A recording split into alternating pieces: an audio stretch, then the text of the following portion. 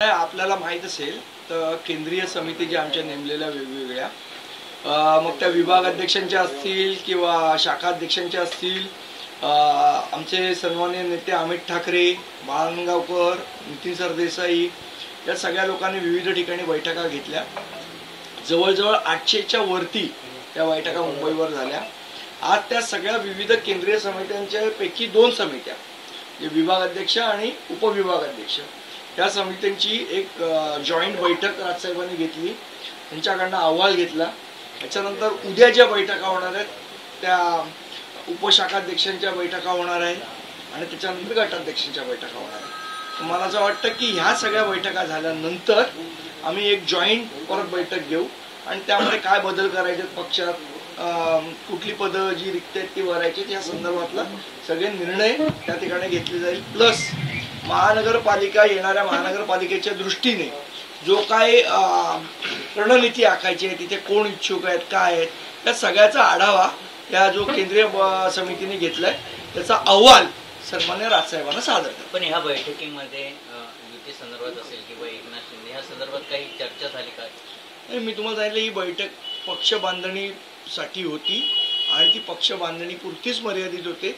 यामध्ये कुठलीही राजकीय चर्चा युती संदर्भात, आघाडी संदर्भात, ह्याच्या संदर्भात, त्याच्या संदर्भात झालेली नाही। आज अनेक केंद्रीय जे सगळे लोक होते ज्यांना काय काय बैठका त्याला सांगितलं, त्यांच्या बैठकीत सर्वसामान्यांना भेटले असेल, ते मनसैनिकांना भेटले असेल, ते लोकांचं पण म्हणणं असंही कुठे ना कुठे 2 ठाकरे बंधूंनी एकत्र यावं, त्या लोकांनी पण पॉझिटिव्ह रिस्पॉन्स लोकांना दिलाय। कुठे ना कुठे हा पॉझिटिव्ह रिस्पॉन्स मनसे अध्यक्षापर्यंत पोहोचला। ठाकरे ब्रँड टिकला पाहिजे असं देखील मत त्यांनी व्यक्त केलं।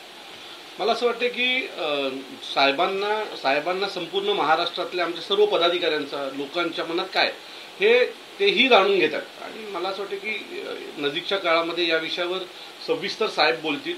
लोकांच्या ज्या भावना आहेत, आमच्या महाराष्ट्राच्या सैनिकांच्या ज्या भावना आहेत त्याचा आम्ही आदर करतो आणि त्या दृष्टीने साहेब पुढची पावलं उचलतील। यासाठी एक वेळ द्यावा लागेल।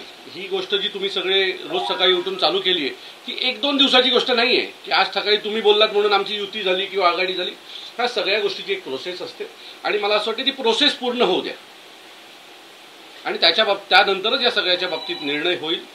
महाराष्ट्राला हवंय, मराठी माणसाला हवंय अशा पद्धतीचीच पावलं सन्माननीय राजसाहेबांकडून उचलली जातील अशी आम्हाला पूर्ण खात्री आहे। दुसरा एक महत्त्वाचा मुद्दा असा देखील येतो की कुठेतरी चर्चा अशी झाली का की बाबा काँग्रेस जर का ठाकरेंसोबत असेल तर काही अटी टाकल्या गेल्या आहेत का? काँग्रेस सोबत सध्याला आहे शिवसेना उभाठा, तर त्यांना बाजूला सारून, काँग्रेसला बाजूला सारूनच पुढची चर्चा व्हावी किंवा नेमक्या या संदर्भात काय? बघा, याच्या संदर्भातला जो निर्णय आहे हा सन्माननीय राजसाहेब ठाकरे घेत असतात। याच्या संदर्भातली कुठलीही चर्चा पक्षाच्या अंतर्गत झाली नाही। महत्वाचा विषय जो काल पण मीही सांगितला, अविनाशनेही सांगितला, आमचं तोंड दुधाने पोळलं गेलेलं आहे, त्यामुळे आम्ही ताके फुंकून पितो।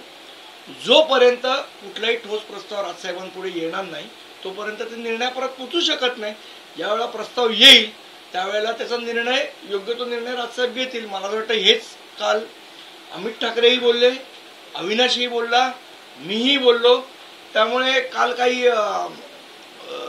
शिवसेनेचे राऊत साहेब पण असं म्हणाले की आमचे सगळे नेते एक सुरात बोलतात, म्हणजे त्यांची, तर आमचाही हा एकच सूर आहे। कदाचित त्यांच्या कारणामध्ये ऐकण्यामध्ये फरक पडत असेल राऊत साहेबांच्या, तर त्यांच्यासाठी ह्या सुरात आम्ही बोलतोय दोघंही एकत्र। कुठेतरी संजय राऊतांकडनं आपल्याला होताना पाहायला मिळते, ते आक्रमक पवित्रा अनेकदा राज ठाकरे विरोधात त्यांनी घेतलाय, आज कुठेतरी नमती भूमिका ते घेत आहेत असं देखील म्हणतात की अमित ठाकरे यांचं कौतुक केलंय, शिवतीर्थ हे कॅफे नाहीये, ते माझ्यासाठी दुसरं घर आहे। मला असं वाटतं त्यांच्या विचाराचं जे परिवर्तन झालेलं आहे हे पुस्तक लिहिल्यानंतर त्याबद्दल आम्ही त्यांचं स्वागत करतो। पण एकच प्रश्न उरतो, तो म्हणजे परिवर्तन ही संसार का नियम आहे वगैरे याचा साक्षात्कार कदाचित गीता वाचली असेल तर झाला असेल राऊतांना। संजय राऊतांनी असं देखील आज म्हटलेलं आहे बोलण्यात की कुठे ना कुठे 2 ठाकरे बंधूंमध्ये प्रस्ताव येतो कुठे। तुम्ही लोक मागच्या अनेक दिवसांपासून जे वक्तव्य करताय, तुम्ही पण आणि तुम्ही दोघं, तुम्ही प्रस्ताव कुठे आहे हा जो वक्तव्य तुम्ही करताय, राऊत असं म्हणतात 2 ठाकरे बंधूंना प्रस्तावाची काही गरज नाही, त्यावर कसं नाही? असं आहे की 2014 आणि 2017 या दोन्ही घटनांचा साक्षीदार मीही आहे, अविनाशी आहे आणि आम्हाला माहिती आहे की जेव्हा आम्हाला पाहिजे होतं की आपण युती करावी अशी आमची भावना होती, त्यावेळेला बाळा नांदगावकर हे राजसाहेबांच्या आदेशाने मातोश्रीवर गेले होते. दुर्दैवाने उद्धव ठाकरेंनी त्यांना भेट दिली नाही. त्यानंतर सुभाष देसाई त्यांना भेटले. त्यावेळेला युती करावी असा राजसाहेबांचा निरोप आहे. हा निरोप घेऊन बाळा नांदगावकर गेलेले. ह्याला म्हणतात प्रस्ताव. जर डेफिनेशनच करायची झाली तर तसा कुठलाही प्रस्ताव अजूनपर्यंत तरी आमच्याकडे कोणाकडनंही आलेला नाही. त्यामुळे जोपर्यंत तो प्रस्ताव येत नाही तोपर्यंत त्याच्यावर राजसाहेब कसा निर्णय घेऊ शकतात. नाही, पण प्रश्न असा आहे की प्रस्ताव मग आता नेमकं कोणी द्यायचं? म्हणजे त्यांचं म्हणणं आहे की आम्ही पण टाळी दिली, तुम्ही पण म्हणताय की आम्ही पण होकार देतो आहे. नेमका आता कोण म्हणजे पुढाकार घेणार आहे? एक जोडून प्रश्न भास्कर जाधव असे देखील म्हणतात दोन्ही ठाकरेंकडून 4-4 माणसं बोलून ही चर्चा झाली पाहिजे आणि प्रस्ताव मांडला पाहिजे. मला असं वाटतं काल याच्यावर अमित साहेबांनी अतिशय सुंदर उत्तर दिलंय की दोन्ही भावांकडे एकमेकांचा नंबर आहे. बरोबर आहे. जर अख्खी शिवसेना अशी म्हणत असेल की आपल्याला राजसाहेबांसोबत जायला हवं, मनसेसोबत जायला हवं, तर उद्धव साहेबांकडे राजसाहेबांचा नंबर आहे. एक कॉल, एक फोन. जर मराठी माणूस आणि महाराष्ट्राच्या हिताच्या काही गोष्टी घडणार असतील तर तो एक कॉल त्यांच्याकडनं यावा अशी अपेक्षा आहे आम्हाला.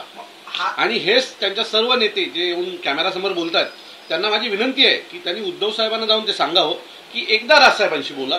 मी खात्रीने सांगतो, मी राजसाहेबांना नीट ओळखतो, आम्ही सगळे नीट ओळखतो. तुम्ही एकदा एक पाऊल पुढे या, साहेब 100 पावलं पुढे येतील. पण आम्ही 2014 आणि 17चा जो अनुभव आहे त्याच्यावरनं जी काय आमच्या मनात सळ आहे ती जोपर्यंत त्यांच्याकडनं काही ठोस येत नाही तोपर्यंत जायचं कसं पुढे? कॅमेरा समोर बोलून युती होऊ शकते का? आणि दुसरी महत्वाची गोष्ट अशी आहे की आज जसे कॅमेरा समोर सकारात्मक आहेत ना तसेच 2014 आणि 2017 ते कॅमेऱ्याच्या पाठीमागे होते पण सकारात्मक होते. त्यामुळे सकारात्मकता त्यांची जी आज ते दाखवतात आम्हाला काही नवीन नाहीये. पण त्या सकारात्मकतेच्या पुढे आतापर्यंत त्यांचं कधीच पाऊल पडलेलं नाही. त्यामुळे आम्ही म्हटलं की दूध का जला हुआ ताक भी फुंकर पिता है. म्हणजे हा जर का प्रस्ताव राज ठाकरेंना आला, तुम्ही जसं म्हणताय की एक फोन राज ठाकरे साहेबांना करावा, जर का तो फोन उद्धव ठाकरेंकडून किंवा ठाकरे सेनेकडून कोणाकडूनही आला तर महाराष्ट्राच्या जनतेच्या मनात जे आहे ते भविष्यात त्याचा निर्णय राजसाहेब करतील. त्याचा पहिला फोन देऊ द्या. मग या जरतरच्या गोष्टींना आता उत्तर देण्याचा अर्थ नाही ना. सर म्हणाले ना की नाही फोन येऊ द्या, त्याच्यावर मग निर्णय घेण्याचा अधिकार राज ठाकरेंचा आहे ना. तो माझा आणि अविनाशचा नाहीये. नाही कारण सर राजसाहेबांचा निर्णय आहे तो करतील ते. राज ठाकरेंना तुम्ही खूप जवळून ओळखता, त्यामुळे जर का एक पाऊल ठाकरे सेना पुढे आली तर 100 पाऊल आम्ही पुढे येऊ. बघा आता फोन काय येतोय त्याच्यावर डिपेंड आहे ना. आणि कधी येतो. एकंदर पाहायला गेलं तर अनेक लोक कॅफेचा उल्लेख करत होते मागच्या अनेक दिवसापासून. आज तो कॅफेचा उल्लेख सोडून मी तिकडे घर म्हणून जाईन असं संजय राऊतांनी वक्तव्य केलं. मला कुठेही दुसरं घर म्हणून म्हणजे कुठे ना कुठे ते या घराला पण आपलं घर म्हणून मानतायत का हा एक प्रश्न. खरं तर कॅफे संस्कृती जी आहे ती आम्ही बाळासाहेबांपासून घेतली. कारण ठाकरे बँड जे चालतंय सध्या ते सन्माननीय राजसाहेब चालवतात. तिथे देखील मातोश्रीच्या कॅफेमध्ये पण देशभरातनं माणसं यायची, जगभरातनं खेळाडू यायचे. म्हणजे पाकिस्तानचा आणि आपला विरोध असताना त्यावेळेला देखील जावेद आले होते त्या कॅफेमध्ये. दिलीप कुमार यायचे, शरद पवार यायचे, तीच कॅफे संस्कृती साहेब जपतात असं पकडून चाला.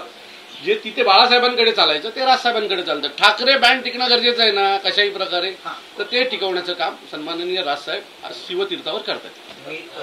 आणि कॅफे ते घर ह्या जे विचाराचं परिवर्तन आहे. कॅफे हे नाव मला वाटतं संजय राऊतांनीच दिलेलं. आज घरही तेच म्हणतात. त्यामुळे त्यांच्यामध्ये मतपरिवर्तन होतंय. हे जे काय ते 3-3.5 मध्ये जेलमध्ये राहिले म्हणून होतंय का काही वेगळं कारण आहे, गीता वगैरे वाचली असेल जेलमध्ये वगैरे त्याच्यामुळे होतंय माहित नाही. पण परिवर्तन होतंय, चांगली गोष्ट आहे. आम्ही त्याचं स्वागत करतो त्या परिवर्तनाचं. सर असं वाटतंय का ठाकरे सेनेला की महापालिकेवरती ठाकरेंचाच भगवा फडकावा, त्यामुळे आता जे नाही बघा मी तुम्हाला सांगितलं आमचा विषय हा जेवढ्या पुरता होता तेवढ्या पुरता बोलले.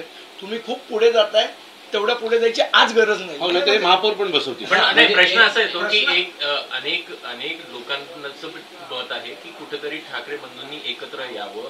निवडणुकीच्या दृष्टीने जर का पाहायचं तर तुम्ही लोक कशा प्रकारे पाहता आहे, ते कार्यकर्ता म्हणून कशा प्रकारे पाहतात, कुठे मदत होऊ शकेल उद्धव ठाकरे? बघा सध्या तरी आहे ना आम्ही आमच्या पक्षाचे जी तयारी आहे महानगरपालिकेच्या दृष्टीने ती करतोय. ज्यावेळेला युती आघाडीचा प्रस्ताव साहेबांकडे येईल तेव्हा त्याच्यावर निर्णय ते घेतील. एक प्रश्न उरतो तो म्हणजे काही मोठ्या नेत्यांनी आज खूप दिवसांपूर्वी एक वक्तव्य केलं की 20 आणि 0 हा एक उल्लेख त्यांनी केला. कुठे ना कुठे हे दोन ठाकरेंचं एकत्र आल्यानंतर मनसे आणि शिवसेनेच्या कार्यकर्त्यांना तुम्हा लोकांना वाटतंय का ही ताकद जास्त वाढेल, एवढं तरी तुम्हाला वाटतंय का? नाही, मी तुम्हाला सांगू ना, जर तरच्या प्रश्नाला नाही उत्तर आहेत काही. जर हे झालं आत्या वेळेला मिशा असत्या त्या प्रश्नाचं उत्तर नसतं. ज्यावेळेला मिशा येतील त्यावेळेला उत्तर देऊ. भाजपचे मंत्री नितेश राणे देखील म्हणतात बाळासाहेबांचे खरं वारसदार हे राज ठाकरे आहेत, उद्धव ठाकरे नाही. त्यांचं मत असू शकतं, प्रत्येकाची मतं आहे. माझा असा एक प्रश्न होता, ठाकरे सेनेला असं वाटतं का की राज ठाकरेंना सोबत घ्यावंच लागेल? ठाकरे सेनेला काय वाटतं, ठाकरे सेनेला काय वाटतं हे मी उत्तर देणार नाही. हे मला असं वाटतं रोज सकाळी जाता ना तुम्ही 9 वाजता तेव्हा तुम्ही उत्तर विचारा ना.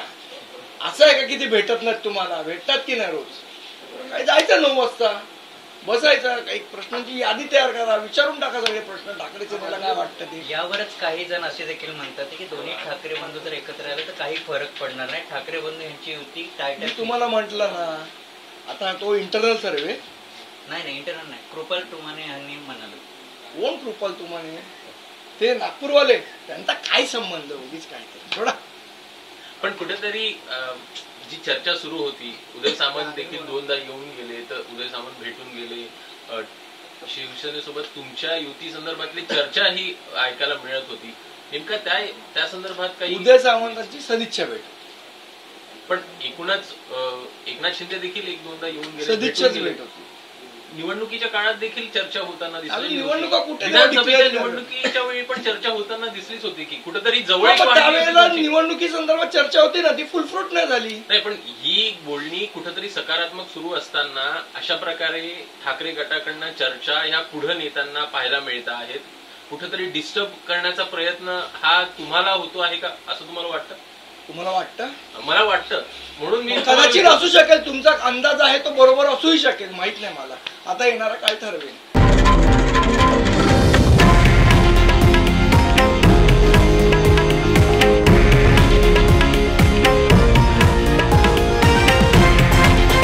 हे आहे देशातील नंबर 1 न्यूज नेटवर्क आणि आपण पाहत आहात TV9 मराठी, एकमेव.